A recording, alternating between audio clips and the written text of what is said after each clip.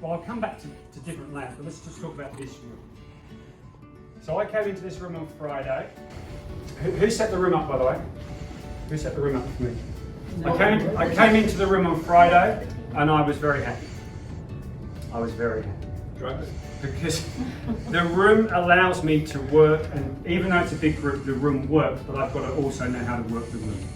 With any room, you are often going to have to live with the space you've got, but we'll also talk a little bit about how do you design the space to fit for you. There are some safe spaces in this room. Now, a safe space is somewhere I can stand. I'm in one right now, where everyone can see me. I'm not shadowing the screen or the content. I'm going to show you the safe spaces in this room. The first safe space is right here in the middle. I could also, if I wanted to, go here, but I'm really favouring this group. I could go here, but I'm going to be blocking the screen for you. So the safest space for me at the front is right here.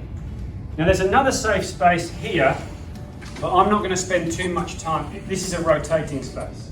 Because if I'm here and I just talk this way for more than a few seconds, the rest of you are looking at my back. So this is a safe space, but this is more of a rotating space and I'm not going to spend too much time here.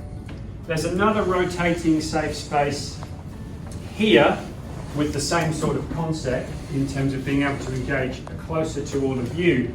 But then of course if I spend too much time here, you've got the same thing, you've got your back to me. So those are the three safe spaces in the middle. Now you've noticed perhaps that I've been using a couple of the spaces to the side as well. This is actually not a bad safe space.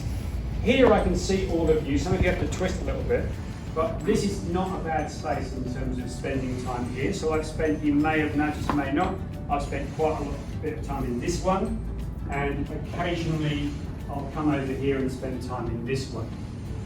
Use the questions that people ask you as a way of moving between spaces. So you may have noticed that if I've got a question from over here, I'm going to come to my safe space and I'm going to answer the question from here, so I'm close to the person who is asking the question. Now it's very difficult to always do that, but use the spaces. So now you can see the X's on the floor.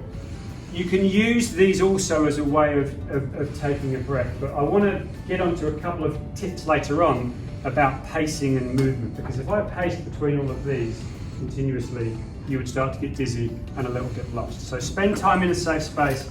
We'll talk about how we move between them.